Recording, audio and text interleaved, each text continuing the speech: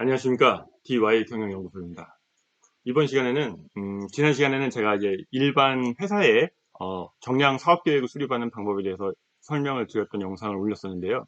이번 시간에는 신규 창업회사, 자, 신규 창업회사, 그러니까 처음 회사를 만드는 거죠. 벤처라든지 뭐 투자 유치를 받아서 사업을 진행을 하면서 정량 사업계획을 수립해 보는 거예요. 그러니까 아무것도 없는 상태에서 시작하는 거겠죠. 아이디어만 가지고. 그런 거를 한번 영상을 만들어 봤습니다. 제 아는 후배가 최근에 무슨 창업을 하나 했는데 그 친구의 요청을 받아가지고 좀 도와주면서 이걸 영상으로 좀 만들어 봤어요. 자, 신규 창업회사 5개년 정량 사업계획 수립하기에 대해서 설명을 드리도록 하겠습니다. 먼저 이거는 그냥 일반 회사에 사업계획을 수립하는 방법인데요. 이걸 간단하게 브리핑을 좀 하고 그 다음에 시작을 하겠습니다.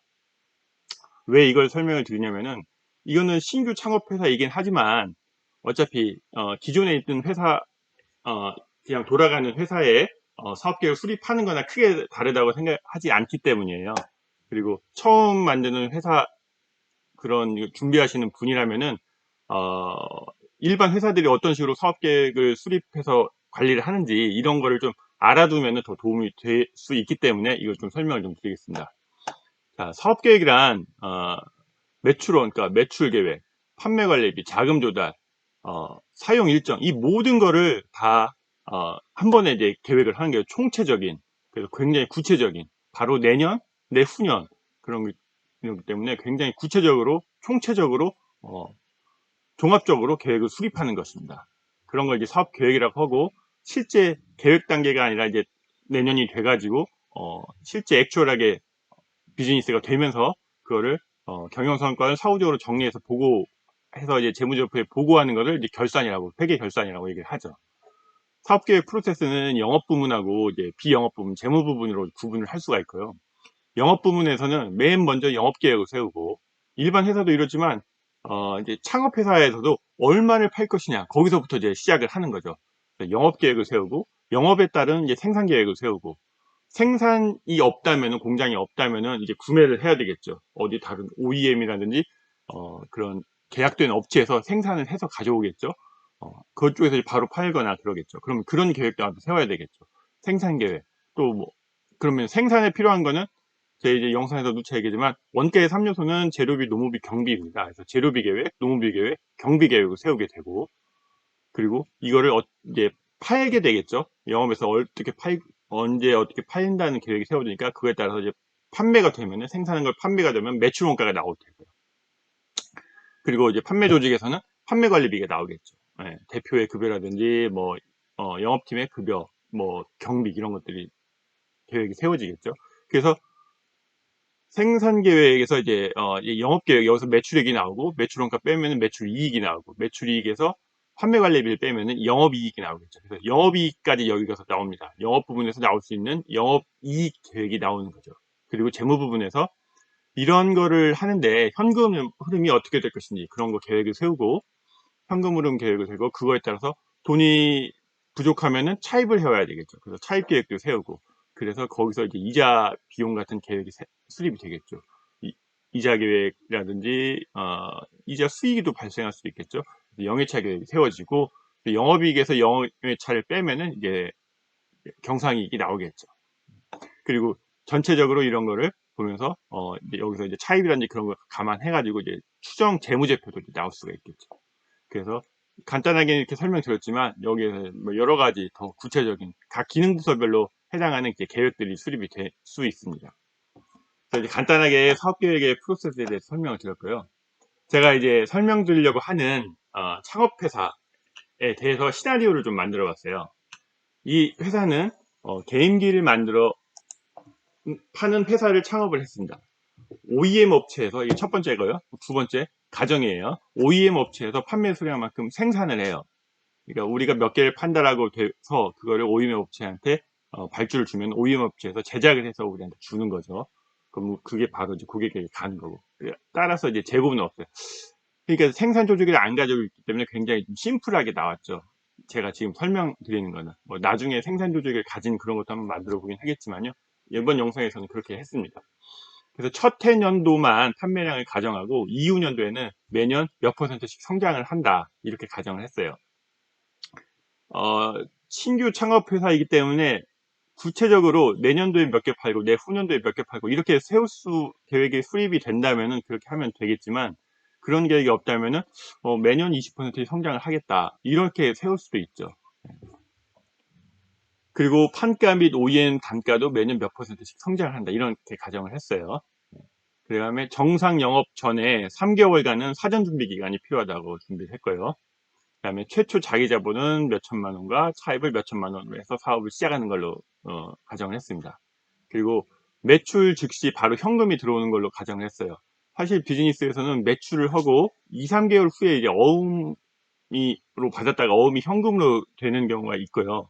또 이제 우리가 여기에서 만약에 OEM 업체한테 제작을 시켰을 때 우리 또 OEM 업체한테 2, 3개월 후에 어음으로 줬다가 2, 3개월 후에 현금으로 이제 나가게 되는 그렇게 하는데 그렇게 하면 이제 엑셀이 너무 복잡해지니까 우선은 현금으로 했어요. 실제 비즈니스하고 약간 차이가 있지만 좀 단순하게 하기 위해서 이렇게 가정을 하고 작업을 했습니다.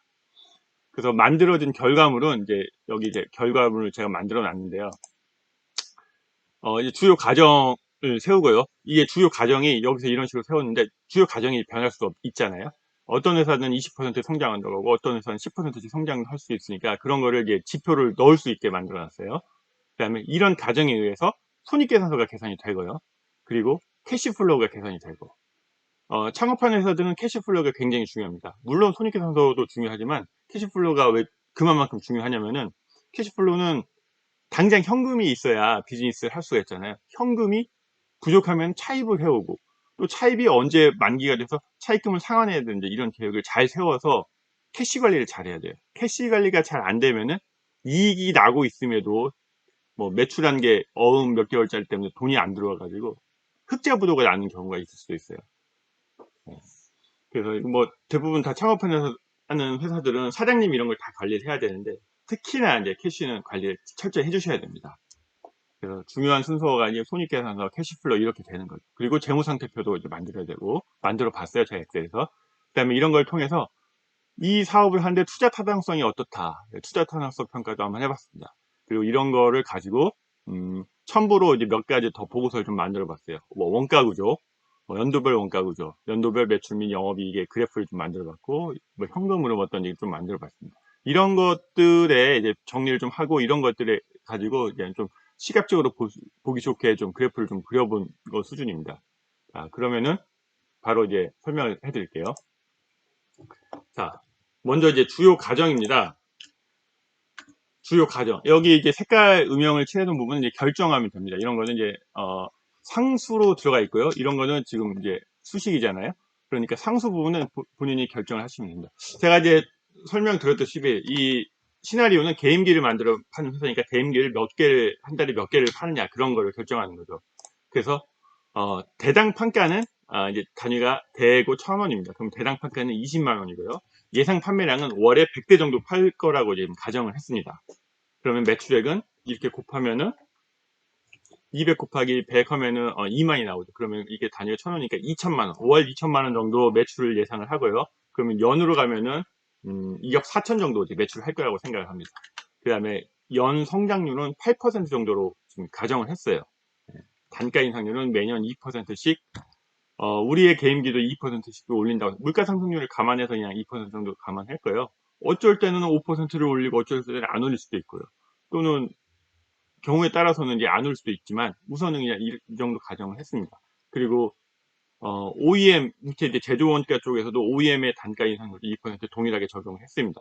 이게 만약에 0이 적용된다면 이것도 또 동일하게 0이 적용될 수도 있겠죠. 그건 이제 비즈니스 상황에 따라서 다르겠고. 대당 생산 원가는 10만 원으로 가정을 했습니다. 그리고 판매량은 생산량과 같은 걸로 했고요. 그러니까 10만 원에 제작을 해서 20만 원을 파는 거죠. 예.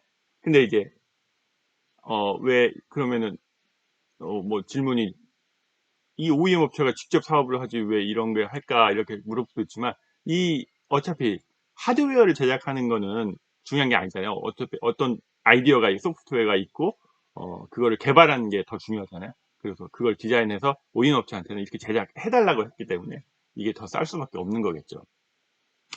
자, 그래서 매출액은 이렇게 나오고 재정원가는 이렇게 나오는 걸로 가정했고요.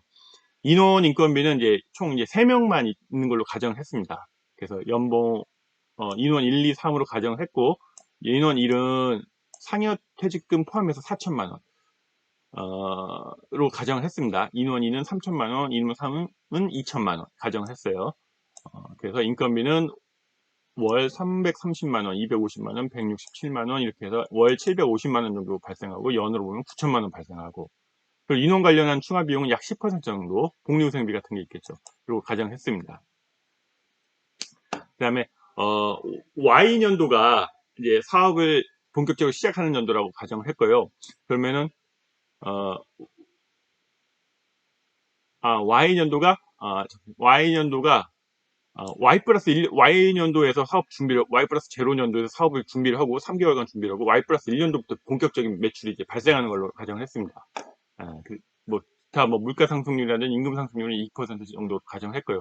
이거는 이제 제가 이런 식으로 만들어 놨으면은, 만약에 이걸 사용하시는 분이라면 이거를 바꾸시면 됩니다. 이 결정 부분은. 자, 주요 과정 1은 이렇게 했고, 주요 과정 2는, 자, 고정비가 또 들어가겠죠. 사무실 셋업 비용이 들어가겠죠. 컴퓨터도 사야 되고, 노트, 책상도 사야 되고, 그래야 될 거 아니에요? 사무실 임차하면서 그 사무실에 대한 세팅비 약 300만 원 정도 든다고 가정했고, 발생 시에 비용 처리하는 걸로 가정했습니다. 사무실 임차료는 월 50만 원, 사무실 운영비는 월 20만 원, 차량 유지비 월 20만 원 정도 가정했습니다. 그래서 곱하기 다 12하면 연으로 들어가는 비용이고요. 고정비고, 변동비는 운반 단가를 약 3,000원 정도 가정했습니다. 그러니까 택배비 정도 되겠죠. 제조업체에서 고객에게 바로 판매하는 운반 비용을 3,000원 정도 가정했습니다. 그 다음에 판매량은 이제 동일하고요. 판매량에 따라서 운반비는 이제 30만 원 정도 발생하겠고요. 로얄티를 이제 5% 정도 지급하는 걸로 했습니다. 로얄티는 이 기술을 가진 사람이니까 대표가 될 수도 있고요. 또는 누구한테 주는 걸 수도 있죠. 만약에 이런 게 없으면 0이라고 해도 됩니다. 그래서 판매 금액의 매출액의 5%를 로얄티로 지급하는 걸로 가정을 했습니다. 그 다음에 자본 투입은 자기 자본 투입을 3천만 원 했고요. 차입, 은행에서 빌려오는 거를 3천만 원을 했습니다. 그래서 차입 이자율은 3%로 가정을 했어요. 그러면은 3천만 원 곱하기 3% 나누기 12 해가지고 월 이자 비용은 7만 5천 원 정도 발생을 하게 됩니다. 연으로 보면은 90만 원이 발생하고요. 그리고 사무실 보증금이 이제 500만 원. 사무실을 이제 임차를 해야 되면 처음에 보증금 얼마에 임차료 얼마 내잖아요. 보증금 얼마에 임차료 50만 원, 보증금 500에 임차료 50이라고 가정을 했습니다. 그리고 법인세율은 22%라고 가정을 했습니다. 자, 이렇게 가정을 하고 이제 손익계산서를 만들어 보겠습니다. 이런 가정은 이제 처음 착업하는 회사 분들이라면 이런 가정은 어차피 당연히 하실 거 아니에요. 여기보다 더 좀 구체적으로 될 수도 있겠죠. 그러면 더 구체적인 요소를 감안해 가지고 자료를 만드시면 되겠고, 혹시 진짜로 준비하시다가 도움이 필요하시면 저한테 컨택을 하시면은 제가 좀 도와드리도록 하겠습니다. 자, 그래서 이런 가정을 가지고 이제 손익계산서를 만들어 보겠습니다. 실제 사업을 하시는데 내가 이렇게 사업을 했을 때 돈이 얼마가 남을까, 이게 제일 중요하잖아요. 이익이 어떻게 될까, 원가 계산, 손익 계산을 잘 해야 되는 거죠. 그렇게 계획을 잘 세우고 액추얼 실제 비즈니스가 이렇게 따라가려고 이제 노력을 해야 되죠. 너무 잘 되냐 하면은 계획을 좀 상향 조정하고 이거에 또 따라가려고 노력하고, 또 이렇게 했는데 실제 비즈니스가 너무 안 돼. 그러면 계획을 좀 낮추고 여기 맞추려고 노력하고, 그런 식으로 표준을 잡아놓고 표준을 달성하려고 노력하는 것 자체가 관리의 고도화가 되는 방법입니다. 자, Y 플러스 연도에 이제 매출은 없죠. Y 플러스 1년도에 월 1200개, 아까 제가 월 예상 판매량이 월 100개라고 예상을 했으니까, 자, 조금 더 작게 하겠습니다. 그래서 첫 해년도에 대당 판가가 20만 원이고 첫 해년도에 1200개를 팔고요. 그 뒤로부터는 이제 8%씩 성장을 한다고 했으니까 8%씩 커가게 됩니다. 그리고 구체적으로 여기는 첫 해년도에는 이렇게 팔고, 둘째 년도에는 2000개를 팔고, 그 뒤로 10%씩 성장을 하겠다 하면 그런 식으로 여기를 하시면 되고요. 그래서 매출액은 첫 해년도 2억 4천이 나오게 되겠고요. 매출 원가는 자 수량은 똑같고 OEM 단가가 대당 10만 원이니까 10만 원에서 1억 2천이 되겠죠. 그래서 첫 해년도 매출 총이익은 Y 플러스 1년도의 매출 총이익은 1억 2천이 되겠죠. 매출 이익률은 매출 총이익률은 2억 4천이고 1억 2천이니까 매출 총이익이 1억 2천이니까 1억 2천 나누기 2억 4천 하면 50%가 되겠죠. 그 다음에 이제 판관비. 자, 여기까지가 해가지고 이제 매출 이익까지 나왔고요. 그 다음에 판관비가 들어가잖아요. 판관비는 앞에서 얘기했던 이런 것들이 이제 들어오게 됩니다. 첫 해년도에, 자, Y 플러스 제로 년도에도 자, 인건비가 들어가겠죠. 자, 월 750만원씩 들어간다고 했는데, 3개월을 준비를 한다고 했잖아요. 그러니까 3개월 분에 대해서 인건비가 발생하고, 이거에 10%, 제가 이제 복리후생비가 10% 들어간다고 했으니까 750, 월 75만원에 3개월 해서 복리후생비가 들어가고요. 감가상각비는 따로 계산을 안 했습니다. 왜냐면은 뭐 생산 설비도 다 OEM 업체에서 하고, 그 다음에 사무실 셋업 비용도 그냥 1회에 첫 해 비용 처리를 한다라고 가정을 했기 때문에 감가상각비를 발생시키지 않았습니다. 실제로 이런 것들이라면 고정자산을 잡고 감가상각비를 처리할 수도 있지만 그렇게 되면 너무 복잡해져요. 그러니까 실제 뭐 그렇게 그렇게 원하시면은 이런 거를 만약에 이 사무실 셋업 비용 이거를 손익계산서니까 여기 이거를 뭐 5년치 상가를 한다면 300만 원을 이제 60만 원, 60만 원, 60만 원, 60만 원 이런 식으로 반영할 수도 있습니다. 근데 저는 가정을 이렇게 했기 때문에 감가상각비는 따로 없고요. 사무실 셋업 비용가 1회 발생할 때 Y 플러스 제로 년도에 300만 원이 발생했습니다. 그 다음에 임차료가 월 50만 원씩 발생하니까 50만 원씩 발생하는 걸 반영했습니다. 50만 원 곱하기 3개월이니까 150만 원이 발생했죠. 사무실 운영비는 모든 게 이제 이쪽 다 수시로 걸려 있습니다. 3개월이고 첫 Y 플러스 제로 년도 3개월 준비 기간에 20만 원씩이니까 60만 원이 발생했고요. 차량 유지비는 이 차량 유지비를 안 넣네요. 차량 유지비는 Y 플러스 1년도부터 발생한다고 가정했기 때문에 Y 플러스 제로 년도에는 없고 Y 플러스 1년도부터 이제 반영을 했습니다. 그 다음에 생산량 판매량이 없으니까 변동비는 없겠죠. 변동비는 없고 그러면은 매출액은 제로인데 매출 총이익이 제로였죠. 그 다음에 판관비를 빼면은 영업이익이 이제 마이너스 2,900만 원이 되겠죠. 근데 마이너스면 어떻게 되냐고 하지만 근데 오픈을 시작하자마자 뭐 돈을 벌 수는 없잖아요. 한 2, 3개월은 이렇게 준비를 하면서 비용이 들어갈 수밖에 없고 실제로 이제 Y 플러스 제로 년도가 중요한 게 아니라 Y 플러스 1년도 이후부터 어떻게 마이너스부터 시작해가지고 이게 정상 BEP를 지나서 흑자 전환으로 구간을 통과를 해서 이제 흑자에서 유지를 하느냐 그런 게 중요한 거겠죠. 그래서 첫 해년도는 영업이익이 이제 마이너스가 났고 영업의 비용도 일부 발생을 하겠죠. 어떻게 발생했나 볼까요?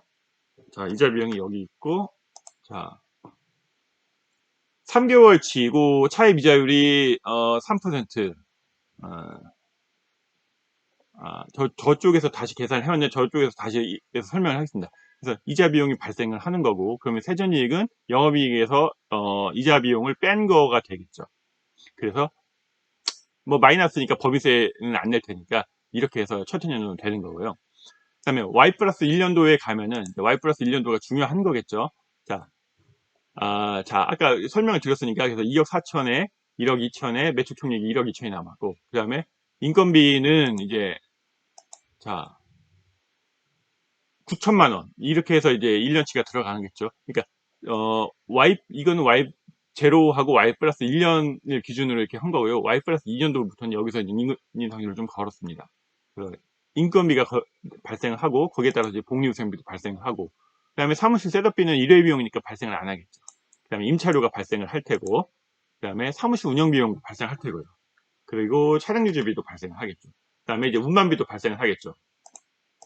운반비가 자 수량이 1200개 판매하니까 1200개고요. 단가가 3이라고 해놨죠. 여기 운반 단가 3을 해놨죠. 그래서 이 두 개 곱해가지고 360만 원씩 발생을 한 거고요. 로얄티가 매출액에다가 5% 곱해가지고 1200만 원의 로얄티 지급이 되고요. 그래서 변동비가 이렇게 발생을 했습니다. 그래서 판관비의 변동비가 1억 2,500이 발생을 했네요. 매출 총이익은 1억 2천이었는데 1억 2,500이 발생했으니까 영업이익이 마이너스 540만 원이 발생을 했습니다.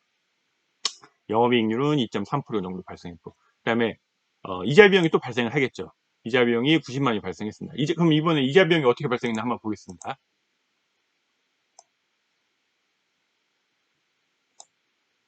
차입을 하는데 첫 해년도에 이제 차입을 3천만 원을 했잖아요.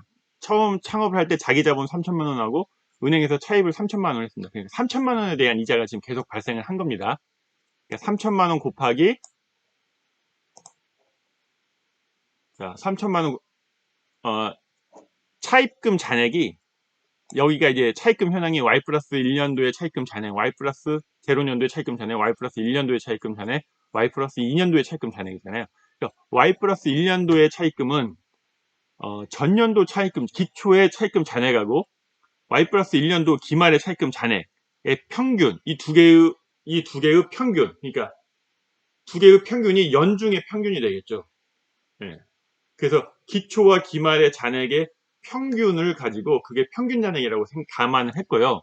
그래서 이거와 이거 AJ35와 AK35가 AJ35와 AK35를 더해서 2로 나눴습니다. 그래서 Y 플러스 1년도의 평균 차입금 잔액을 그런 식으로 구한 겁니다. 그런 식으로 구하고 곱하기 이제 3%를 한 거죠. 차입 이자율을 3%로 가정을 했기 때문에 곱하기 3% 해가지고 이제 90만 원이 나온 겁니다. 이런 식으로 이제 계속 구한 거죠. 자, 그래서 세전이익이 마이너스 630만 원이 나왔습니다. 마이너스 2.6%였고, 또 마이너스니까 법인세는 발생 안 하는 걸로 감안할 거예요. 네. 자, Y 플러스 2년도도 한번 볼까요? 자, 이거 조금 줄이고. 자, Y 플러스 2년도는, 자, 이제 성장률, 전년도에 1200개를 팔았으니까 성장률 8%를 생각을 했기 때문에 8%를 곱해가지고 1296개를 판매하는 걸로 이제 가정이 되었어요. 계획이 수립이 되었어요. 그래서 1296개를 판매하고 배당 판가는 2%, 전년도에 20만 원에 판매를 했으니까 2%씩 판가를 올린다고 가정을 했습니다. 그렇기 때문에 이게 20만 4천 원으로 판가 결정이 됐고요. 두 개를 곱해가지고 2억 6천 정도의 매출액이 결정이 됐습니다. 매출원가는 또 동일하게 수량은 유료와 동일하고 OEM 쪽에 여기 대당 판가가 아니라 이제 대당 제작 원가겠네요. 제작 원가가 10만 2천 원이 되는 거고 2를 곱해서 1억 3천이 되는 겁니다. 그러면 여기서 이거 빼면은 자, 1억 3천이 남는 거죠. 매출 총이익으로. 그리고 이제 판관비는 자, 인건비가 자, 전년도에 9억 9천만 원이었는데 인건비 여기 인상률을 또 이제 계산을 해놨어요. 그래서 인건비 인상률도 2%라고 우리 가정을 했었죠. 여기에서 이제 가정을 해놨기 때문에 그래서 2%씩 인건비도 이제 오는 거죠. 상승을 한 겁니다. 인건비도. 그리고 복리후생비도 상승을 했고 감가상각비는 없고 사무실 임차료, 사무실 셋업 비용도 이제 없고 첫 해년도만 발생한 거니까. 그 다음에 임차료도 2%씩 상승을 했습니다. 사무실 운영 비용도 2% 상승해서 이런 식으로 발생을 한 거고요. 그리고 운반비도 이제 2%씩 운반비도 여기 2%씩 단가에 반영을 시켰습니다. 이게 지금 3이라고만 나와 있으니까 그렇지만 이렇게 3.06 이런 식으로 이제 단가가 인상이 된 거죠. 그래서 운반비도 이제 동일하게 단가 인상률을 걸어가지고 반영했고요. 외화도 동일하게 5%씩 반영했습니다. 그래서 판관비가 1억 2,900만 원 정도 나왔습니다. 그래서 1억 3,200만 원 매출 총이익 발생하고 판관비가 1억 2,900만 원 발생했으니까 약 300만 원 정도 영업이익이 발생한 거죠. 그러니까 이런 식으로 되면은 이제 첫 해년도, 둘째 년도, 셋째 년도 어떻게 보면 이건 첫 해년도 아니잖아요. 준비년도니까 실제적으로 비즈니스 한 2년 만에 영업이익이 플러스로 돌아섰기 때문에 뭐 이 정도 되면 굉장히 해피한 케이스죠. 그래서 영업이익이 이런 식으로 발생했고 영업의 비용이 90만 원 발생해서 세전이익이 이런 식으로 겨우 BEP 정도 달성한 수준이 됐습니다. 그래서 단기 순이익은 플러스이지만 전해 년도에 이제 마이너스가 있기 때문에 누적 세전이익은 아직 마이너스니까 이제 법인세는 안 냈겠죠. 그러니까 이런 식으로 이제 Y 플러스 3년, Y 플러스 4년, Y 플러스 5년 하면 되고 법인세까지 이제 계산을 복잡하니까 법인세까지는 계산을 안 하실 수도 있는데 만약에 하신다면은 제가 여기 법인세 계산을 해놨는데 그러니까 누적 세전이익이 누적 세전이익이 마이너스일 때까지는 법인세를 안 내도 되고요. 흑자로 돌아갔을 때 여기서 이제 법인세를 감안하시면 됩니다. 또 법인세도 이제 차등 구간이 있잖아요. 저는 그냥 여기서 단순하게 22%로 했지만 차등 구간이 있기 때문에 그거에 따라서 계산을 하시면 됩니다. 여기는 제가 지금 세금에 대해서 구체적으로 얘기하는 자리가 아니고 이 원가 손익에 대해서 하는 거기 때문에 간단하게 법인세는 22% 적용하는 걸로 했습니다. 이런 식으로 이제 손익계산서를 작성을 하시면 됩니다. 뭐 저는 이제 거의 전문가다 보니까 그냥 쉽게 설명을 드렸지만, 또 혼자 처음 하시는 분들은 도와주 별로 코칭 받지 못하고 혼자 막 이런 거 하시려면은, 그러니까 본인 사업 창업하시는 분들은 이제 뭐 엔지니어 출신이거나 하면 엔지니어적으로는 전문가지만 이렇게 재무적으로는 전문가가 아니다 보니까 어려움이 많으실 거예요. 혼자 이렇게 만드시다가 이게 맞는 건지 좀 그런 경우도 있는데, 제 영상 이렇게 참고하시고 제 자료도 이렇게 공유해 드리니까 제 자료 공유 받아서 이렇게 스터디 하시다 보면요, 그렇게 어렵지 않게 캐치업을 하실 수 있을 거예요. 도움이 되셨으면 좋겠습니다, 여러분들한테. 그런 거 여러분들의 그런 도움이 되려고 뭐 제가 이제 이런 영상 만드는 거니까요. 혹시 질문 있으시면은 댓글로 나 제 메일로 연락 주시면 제가 또 뭐 힘 닿는 데까지 도와드리도록 하겠습니다. 그래서 손익계산서를 이렇게 만들었고요. 그러면 이제 캐시플로우 계산을 해볼게요. 제가 아까도 처음에 설명드렸지만, 처음 사업하시는 분들은 캐시 계산을 굉장히 잘 하셔야 됩니다. 마이너스가 나면 안 되니까요. Y 플러스 0년도에 캐시 인, 캐시 아웃, 그 다음에 넷 캐시, 누계 캐시라고 했습니다. 자, 캐시 인은 돈이 들어오는 거예요. 그래서 영업을 해가지고 내가 물건을 팔아가지고 돈이 들어오는 것도 있지만, Y 플러스 0년도에는 내 자기 자본을 투자를 하잖아요. 자기 자본과 자본, 회사는 자본이 있어야 되는데 그 자본의 구성은 자기 자본과 타인 자본이에요. 그래서 자기 자본, 내 돈을 3천만 원을 받았고 은행에서 3천만 원을 빌려왔어요. 6천만 원을 가지고 사업을 시작한 거예요. 그렇기 때문에 Y 플러스 0년도에는 6천만 원이 캐시인이 됩니다. 그래서 자본 투입, 자기 자본이 3천만 원이 왔고 은행 차입이 3천만 원이 왔어요. 그래서 6천만 원이 된 거고, 캐시 아웃은, 자, 제가 이제 계속 비즈니스를 해 나가면서 발생하는 수 있는 거를 이제 큰 카테고리를 이렇게 했습니다. 자, 배당 우선은 없겠죠. 좀 나중에 가야 배당이 발생할 테고, 여기 있는 음영은 결정해서 넣는 거예요. 차입 상환 우선은 없겠죠. 그래서 어느 정도 간 다음에 이제 차입 상환 하겠죠. 이 3천만 원을 빌렸다가 이제 차입 상환을 하는 거예요. OEM 비용, OEM 비용은 이제 계속 발생하죠. Y 플러스 1년도부터 매출이 하면서 이제 발생하는 거죠. 2억 4천이 매출이, 여기서 2억 4천이 돈이 들어오는 거고, 매출원가가 OEM 업체한테 주는 거잖아요. 1억 2천, 1억 3천2백. 그 비용들이 여기에 들어오는 거죠. OEM 비용. 그리고 판관비, 사무실 셋업 비용은 여기다 300만 원을 따로 뺐고 일회용이기 때문에, 그 다음에 사무실 셋업 제외 판관비가, 자, 총 판관비에서 사무실 셋업 비용만 뺀 거를 여기로 다 들어오게 했어요. 판관비를. 그래서 이 손익계산서가 계산이 되고 나서 이걸 가지고 쓰기 때문에 이걸 먼저 계산하고 이걸 쓰면은 그렇게 어렵지 않게 만들 수 있습니다. 그래서 판관비가 이렇게 들어오고요. 그다음 이자 비용이 또 나가겠죠. 자, 이자 비용은, 자, 여기 보면 여기에 이제 이자 비용 그대로 계산된 걸 가지고 이제 나가는 걸로 했습니다. 그다음에 사무실 보증 비용이 첫 Y 플러스 제로 년도에 나갈 테고요. 사무실 보증 비용이 어디 있죠? 저쪽에 이제 이 손익계산서에는 안 나오고요. 주요 가정할 때 500만 원 예상했던 거 이게 들어오게 됩니다. 사무실 보증 비용, 사무실 셋업 비용. 그래서 Y 플러스 제로 년도에는 이런 식으로 이제 나가게 되겠죠. 그래서 6천만 원을 처음에 가지고 시작을 했는데 첫 해년도 이제 3,500만 원이 나간 거예요. 굉장히 많이 나갔죠. 그래서 이제 2,500만 원 정도 남은 거예요. 그리고 이제 Y 플러스 1년도 가면 이제 본격적인 비즈니스가 되는 거죠. 그래서 매출 입금이 2억 4천이 되고, 그 다음에 OEM 비용이 1억 2천이 나가고, 자, 그 다음에 판관비가 1억 2,500이 나가고, 이자 비용이 900이 나가고, 그래서 캐시 인에서 캐시 아웃을 빼면 넷 캐시가 마이너스 630만 원 정도, 넷 캐시가 이제 마이너스가 된 거죠. 그래서 전해 년도가 이제 2,500만 원이 남았는데 600만 원이 마이너스가 됐으니까 여기서 이렇게 두 개를 더하면은 넷 캐시의 잔고가 1,800만 원 정도 줄어든 거죠. 2,500에서 1,800 정도. 그리고 Y 플러스 2년도에 가면은, 자, 매출액이 커지니까 매출액 입금이 이제 커진 거죠. 2억 6,400으로. 그 다음에 이제 동일하게 다 비슷비슷하게 이제 가는 거죠. Y 플러스 1년도하고 동일하게. 그래서 Y 플러스 2년도에는 이익이 좀 남았잖아요. 210만 원 남았잖아요. 그 넷캐시가 210만 원이 되는 거고, 그래서 1,800만 원까지 약간 줄었다가 돈이 좀 200만 원 벌었으니까 2천만 원으로 번 거고, Y 플러스 3년도에는 1,100만 원 정도 돈을 벌었죠. 그래서 3,200까지 이제 늘어난 거죠.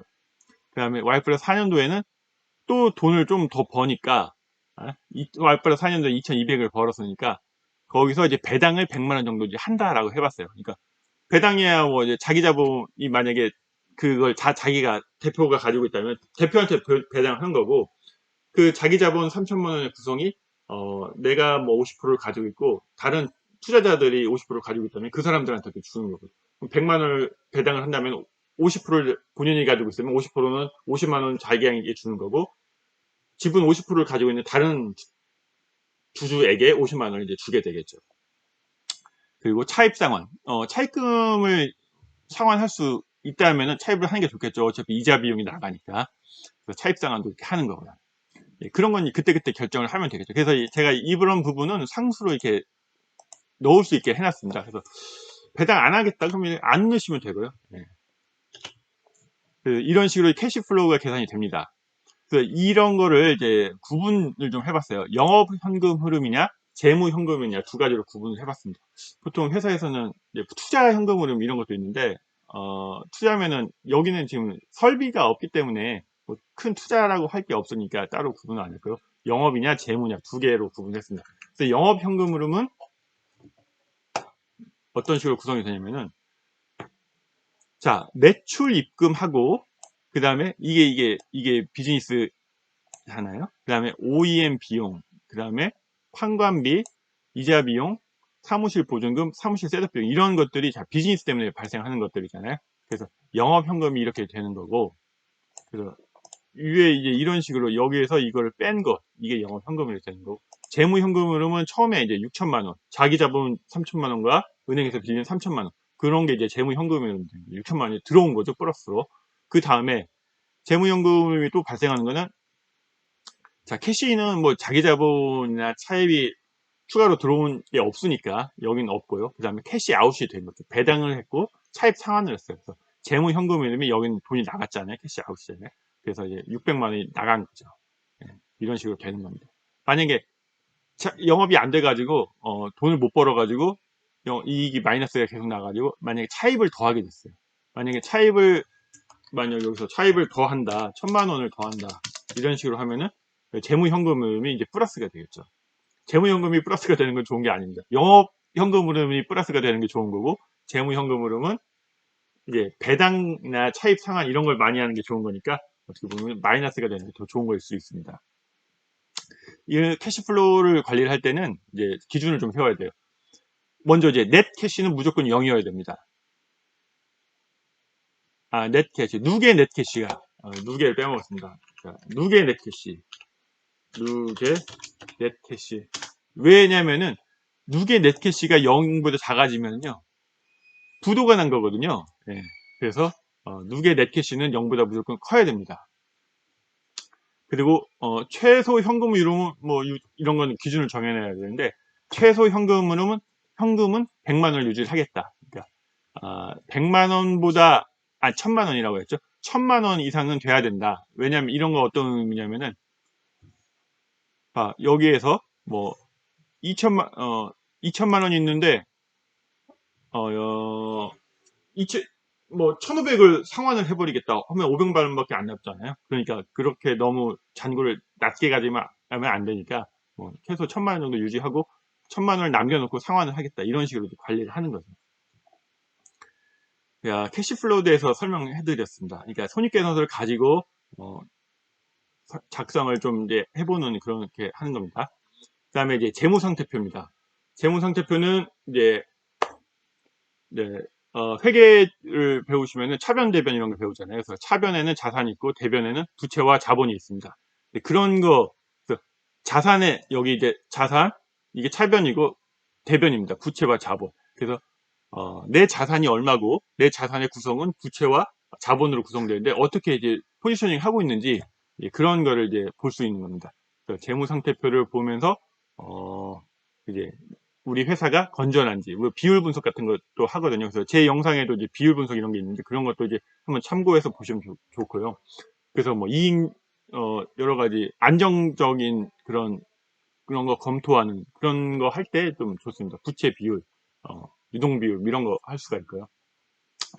자, 현금은 자 만드는 방법을 어떻게 구성되냐. 여기 보시면 이게 다 수식으로 연결이 되어 있습니다. 직접 키인하는 건 없고요. 저희 키인하는 거는 이런 거 색깔 칠하는 것만 키인하는 거기 때문에. 자, 현금은 자, 캐시에 자 재무상태표 첫 해년도는 이 누계 캐시의 잔액이 오게 됩니다. 그래서 계속 캐시의 잔액이 현금으로 오는 거고요. 이게 지금 회사에 돈이 얼마만큼 있다라는 거니까. 그 다음에 사무실 보증금 500만 원을 첫 해년도에 Y 플러스 제로년도에 냈잖아요. 보증금을. 그렇기 때문에 자산으로 보증금을 이제 가지고 있는 거죠. 돈이 나갔고 그거는 내가 나중에 이제 이 사무실 계약이 임차 계약이 끝나면 500만 원을 받게 되는 거니까 자산을 잡아놓는 겁니다. 그 다음에 저는 이제 채권은 없는 걸로 했어요. 가정을 처음에 말씀드렸듯이 매출 즉시 현금으로 들어온다고 했기 때문에 채권은 없는 걸로 했어요. 재고도 없고. 물론 이게 실제 액츄얼 비즈니스는 뭐 매출을 발생을 시키고 뭐 2달 후에 현금이 들어오기 때문에 매출 채권이 계속 잡히겠죠. 재고 자산도 직접 생산을 또 하고 뭐 하려면은 미리 원재료도 사야 돼서 재고 관리도 해야 되고 제품을 만들고 제품 재고 관리도 하면서 또 재고가 좀 에이징이 되다가 나가면은 또 이게 제품 재고 관리도 하고 채권 관리하고 되게 복잡해지게 가겠지만 그런 거를 이제 이런 영상에서 설명해 드리는 건 너무 어려우니까요. 우선 간단하게 저는 외주에서 제작을 하니까 재고는 없고 매출 즉시 입금이 된다고 가정을 했기 때문에 매출 채권도 없는 걸로 가정을 했습니다. 그래서 유동자산이 이제 현금하고 사무실 보증금 정도로 발생을 하겠고요. 고정자산도 이제 생산 설비가 없으니까 없고, 그 다음에 사무실 맨 처음에 셋업 비용 이런 것도 다 그냥 비용 처리했기 때문에 고정자산은 따로 없습니다. 이렇게 틀을 만들어 놓은 거는 혹시 이 자료를 누가 받으셔서 써먹을 때 이런 거 관리가 필요할 수 있으니까 이렇게 칸은 넣어놨습니다. 그 다음에 매입 채무도 이제 뭐 OEM한테 발생 즉시 주는 걸로 했으니까 매입 채무도 없겠고요. 뭐 미지급 비용, 판관비 뭐 이런 거는 이제 실제 비즈니스를 하면서 뭘 샀는데 그걸 뭐 이번 달에 회계 처리하고 다음 달에 돈 주고 막 그런 식으로 하면 발생을 하게 되는데 저는 심플하게 우선은 이 자료에서는 발생 즉시 돈을 주는 걸로 하기 때문에 미지급 비용은 없는 걸로 계산했습니다. 그 다음에 차입 처음에 3천만 원 차입했으니까 부채가 이제 3천만 원이 있고요. 그래서 첫 해년도에는 부채 3천만 원만 있습니다. 그럼 자본금도 자본 쪽에서 자본금 내 돈 3천만 원, 자기 자본 3천만 원 가지고 시작했으니까 3천만 원 있고요. 그 다음에 첫 해년도에 적자가 3천만 원이 났잖아요. 그래서 3,7만 5천이 적자가 났습니다. 그래서 그게 이익잉여금에 마이너스로 이제 3,7만 5천이 들어오는 거죠. 그래서 자본이 마이너스 75가 되고 부채와 자본의 합계가 이런 식으로 되는 거죠. 실제 이제 자본이 마이너스가 나면 또 안 되긴 하는데 뭐 우선 이렇게 만들어졌네요. 예. 그래서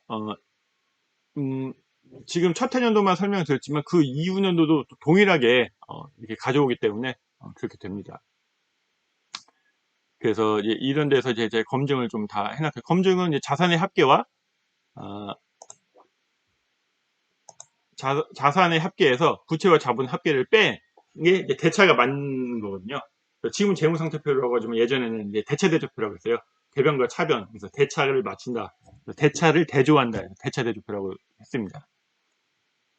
그 다음에 차입금 현황은 첫 해년도에 이제 3천만 원을 가져오고 변동이 이제 3천만 원이죠. 그래서 그 뒤로는 차입금이 변동이 없죠. 그 다음에 Y 플러스 4년도에 상환을 500만 원을 했잖아요. Y 플러스 5년도에 500만 원 상환을 하면서 차입금 변동이 마이너스 500 돼서 3천만 원 차입금 잔액은 3천만 원이 여기까지 오다가 500만 원 갚아서 2,500, 또 500만 원 갚아서 2천만 원. 차입금 현황은 이렇게 됩니다. 그 다음에 이제 투자 타당성 평가 이걸 한번 해보겠습니다.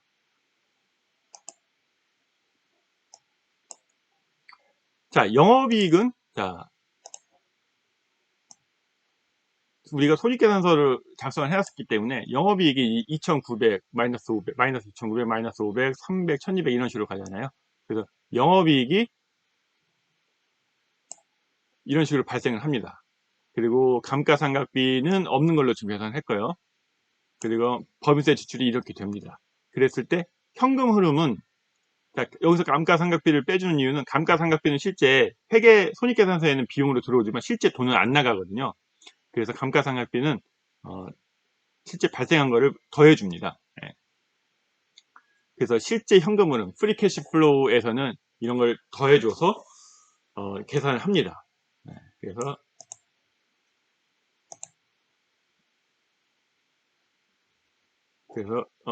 영업이익에서 감가상각비를 더해주고 법인세 지출은 빼주고, 그래서 2,700만 원, 2,900, 540 뭐 이런 식으로 해가지고 프리캐시 플로우가 계산이 되고요.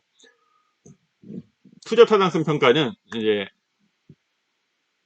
현재 기준에서 이후의 현금 흐름이 어떤 식으로 되는지를 현재 기준으로 이제 환산을 하는 거죠. 그러니까 이자, 그 자기자본, 뭐라고 해야죠? 여기 자기자본 비용을 가지고 내가 적어도 10%는 벌어야겠다라는 기준을 세우면은, 그 올해 1,000만 원과 내년에 1,000만 원은 가치가 틀리잖아요. 내가 올해 1,000만 원이 있으면은 적어도 내가 10%는 벌어야 된다면 내년 되면 1,100만 원이 되겠죠. 그러니까 올해 1,000만 원과 내년에 1,100만 원이 같은 거예요. 그러니까 내년에 1,000만 원은 10%로 할인하면 약 900만 원이 되겠죠. 그러면 올해 가치로 보면 900만 원이 되는 겁니다. 그래서 할인을 걸어요. 할인 연수를 Y 플러스 제로 년도 기준으로 걸 거니까 Y 플러스 제로는 0이고 그 뒤에는 1, 2, 3, 4, 5년으로 할인 연수를 겁니다. 그래서 MPV, 현재 가치를 구하는 거죠. 그래서 이거는 현재 가치가 그대로고 1년을 걸었어요. 10%로 걸었어요. 어떤 식으로 걸었냐면은 540만 원, 그러니까 마이너스 540만 원 나누기 1 플러스 10%, 1.1로 나누고, 그 다음에 이 꺾은세하고 AU 10이 이제 할인 연수거든요. 그 할인 연수만큼 곱하는, 이렇게 1.1로 나누어 주는 거죠. 그래서 이런 걸 보면은 1200만 원인데 1200만 원 1.1로 3번을 나눈 거예요. 그래서 이 수식이 그런 수식이거든요. 그래서 3년 뒤에 1200만 원은 현재 가치로 이제 900만 원 정도 되는 거죠. 자기 자본 비용은 자기가 결정하는 거예요. 본인이 이제 대표이사시잖아요. 그러니까 본인 회사에서 내가 적어도 이 사업을 투자하는데 10%는 벌어야겠다, 이런 가정을 본인이 하시는 거죠. 5%만 하겠다 하면은 이제 이런 게 다 틀려지는 거죠. 근데 저는 10%라고 우선 했고, 본인이 3천만 원이나 투자를 하고 하는 거면은 이제 이 정도는 벌어야겠다, 이렇게 결정을 하는 거니까요. 네. 그래서 현재 가치가 이런 식으로 됩니다. 현재 가치 합계를 더해보면은, 자, 988만 4천 원이 나오잖아요. 그럼 이게 0보다 크면은 투자 타당성이 있다예요. 왜 겨우 0보다 큰데 투자 타당성이 있냐면은 10%라는 이익을 벌써 남겼거든요. 이게 0이라면은 3천만 원을 버는 거예요. 근데 이게 10이었을 때 900만 원, 약 1,000만 원을 버는 거죠. 10%씩 할인을 시켰음에도 1,000만 원이 남는 거예요. 만약에 이제 20%씩 내가 벌려고 한다라고 목표가 세웠다면 이제 마이너스죠. 이런 식으로 5년간 사업을 해봐야 300만 원 적자밖에 안 되는 거예요. 그렇기 때문에 내 목표가 20%라면 이 사업은 하면 안 되는 거죠. 그러면 저거를 0으로 만드는 건 어떤 숫자냐면은, 여기 이제 내부 수익률이라고 미리 계산을 해놨는데 17% 정도 넣었을 때 약 거의 이제 30만 원 수준이잖아요. 그러니까 뭐 17.2% 이 정도 넣으면은, 이 정도 17.3 정도 넣으면 딱 0되겠네. 이 정도 되면은 거의 이제 BP가 되는 거죠. 자, 그런 식으로 이제 MPV를 구하는 거고요. 그 다음에 내부 수익률이라는 거는, 그러면은 이 자기 자본 비용 이거를 0으로 만들어주는 IRR, Internal Rate of Return, 내부 수익률은 몇 %냐, 그걸 이제 엑셀에서는 바로 구할 수가 있습니다. 그래서 IRR 하고 이렇게 범위만 지정을 해주면은, 프리캐시 플로우에 이것만 지정을 해주면은 엑셀이 스스로 계산을 혼자 막 트라이 앤 에러 방식으로 계산을 해가지고 이제 구해냅니다. 그래서 구해낸 게 17.3%라는 거예요. 아까 제가 여기서 막 이렇게 눌러가면서 트라이 앤 에러를 해가면서 17.3% 구했잖아요. 그런 식으로 이제 구하는 겁니다. 그러니까 두 가지 이제 투자 타당성 평가에는 가장 이제 대표적인 게 이 두 가지예요. 자기 자본 비용을 이런 NPV를 이런 식으로 구하는 방법하고 IRR을 구하는 방법하고. 근데 이제 IRR이 더 쉽고, 근데 더 전통적인 오리지널리티가 있는 거는 이제 NPV형 방식이 더 오리지널리티가 있습니다. 그러니까 참고하시면 되고요. 투자회수기간법 이런 것도 있는데, 자, 처음에 6천만 원을 투자를 해가지고 단기순이익이 처음에는 마이너스 3천만 원, 마이너스 600만 원, 200만 원, 1100만 원 이런 식으로 가잖아요. 그러면은 투자 회수가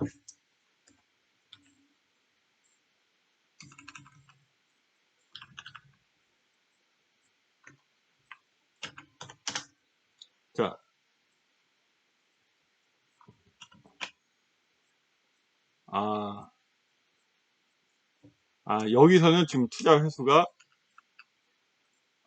여기서는 지금 투자 회수가 안 됐네요. 제가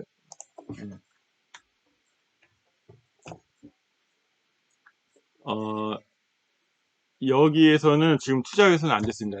제가 지금 좀 만지면서 앞에 기준 정보를 좀 막 바꾸다 보니까 여기는 원래는 투자 회수가 여기는 되는 걸로 했었는데 실제로 여기서는 투자 회수는 안 됐습니다. 근데 이제 뭐 2,600만 원을 Y 플러스 5년도에 벌었으니까 Y 플러스 6년도에는 한 3천 몇백만 원 되겠죠. 그러면 이게 다 커버 되겠죠. 그러면 Y 플러스 6년 정도에 아마 투자 회수가 될 것 같습니다. 이렇게 가면.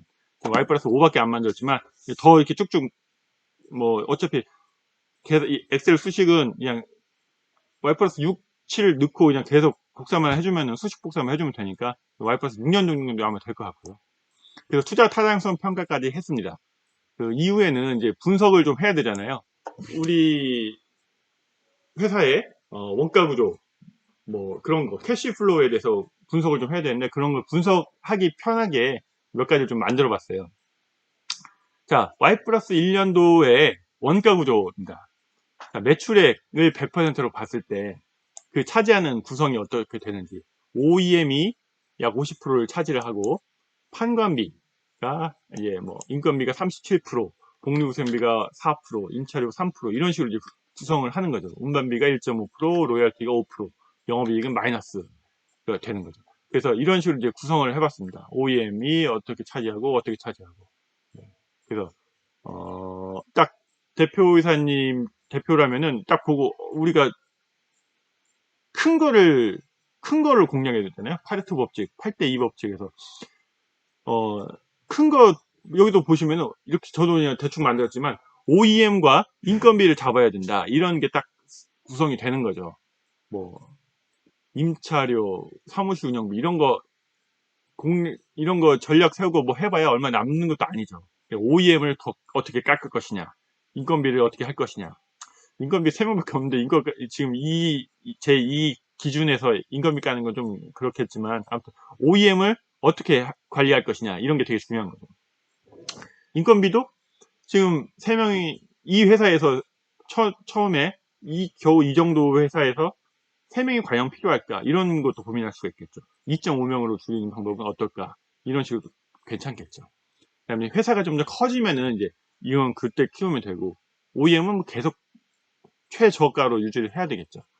그 다음에 Y 플러스 2, 1, 2, 3, 4, 5년 이런 식으로 갈 때 연도별 원가 구조는 어떻게 흘러가는지 이런 것들. 이게 회색이 영업이익인데 영업이익은 이렇게 갈수록 커지게 되겠죠. 그 다음에 연도별 매출 및 영업이익.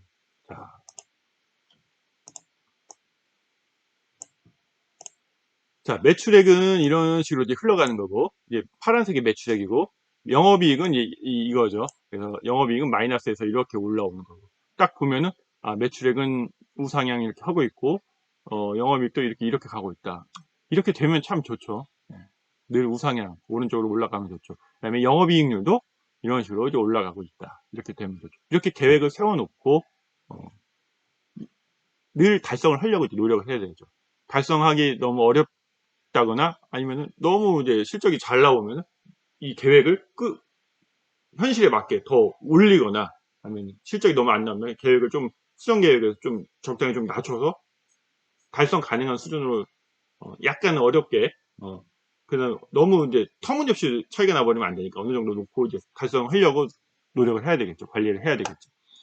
연도별 현금흐름 이런 것도 이제 아까 캐시플로우 제가 포커스 중심을 하이라이트를 많이 했는데 굉장히 중요한 거죠. 자, 이거 보시면은 영업현금으로는 이렇게 흘러가고, 아까 캐시플로우에서 이런 것도 다 정리해놨잖아요. 영업현금은 이렇게 흘러가고, 재무현금은 이렇게 흘러가고, 그래서 넷 캐시플로우는 이렇고, 누계 캐시플로우는 이렇다. 그래서 누계 캐시플로우가 이 영역으로 지금 해놓은 거고요. 그래서 누계 캐시플로우는 이렇게 흘러가는구나. 이게 마이너스 가면 안 된다고 말씀드렸죠. 그럼 재무현금으로 첫 해년도 이제 차입하고 자기자본이 투입돼서 이렇게 올라왔다가 나중에 배당이나 차입금 상환하면서 이렇게 마이너스가 발생하는 거고요. 영업환급으로는 첫 해년도 이제 마이너스 올라가서 쭉 올라가는 거고요. 그러면서 넷 캐시플로우는 이렇게 되는 거죠. 당해년도에는 이게 첫 해년도 Y 플러스 제로 년도에는 재무연금이 많아서 플러스였고, 두 번째 Y 플러스 1년도에는 영업 재무현금으로는 없지만 영업현금으로는 적자여가지고 좀 마이너스, 약간 마이너스였고, 그러면서 이제 좀 올라오는 형식, 무게로는 이런 식으로 관리되고 있다. 이런 거를 관리해 주면 되게 좋죠. 이제 창업을 준비하시는 분들은 이제 이런 것도 이제 좀 공부를 하시고, 본인 회사잖아요. 본인의 모든 거를 쏟아부어서 키워야 되는 회사잖아요. 그러니까 이런 것도 이제 공부하시면서 하시면은 기술적으로는 이제 뭐 제가 더 코멘트 할 게 물론 없죠. 이런 재무적으로는 이런 거 이제 준비해서 관리하시는 것하고 안 하시는 것하고, 내가 사업을 하고 있는데 돈이 어떻게 남는지 모르고 내년 다음 달 다다음 달에 돈이 어떻게 들어올지, 돈이 얼마나 남을지, 생산량이 어떻게, 판매량이 어떻게 변동될 때 내 손익이 어떻게 변할지 예상할 수 있는 것과 없는 것은 굉장히 큰 차이가 있는 거죠. 그래서 제가 이렇게 무료로 영상 제작을 하고 자료도 공유하는 이유는 저는 이제 이런 중소기업 쪽에 지원을 하려는 생각도 가지고 있으면서 여러 가지 경험을 쌓으려고 하기 때문에 여러분들에게 이렇게 자료를 만들어서 제공해 드리는 거예요. 아무튼 제가 설명한 것들이 여러분들 하시는 일에 많은 도움이 됐으면 좋겠고요. 혹시 도움 필요하시면은 저한테 연락해 주시기 바랍니다. 그리고 도움이 되셨다면은 꼭 구독 해주시고요. 좋아요, 댓글 많이 좀 달아주셨으면 고맙겠습니다. 자, 오늘 이번 시간은 신규 창업회사의 5개년 정량 사업계획 수립하기에 대해서 설명드렸습니다. 감사합니다.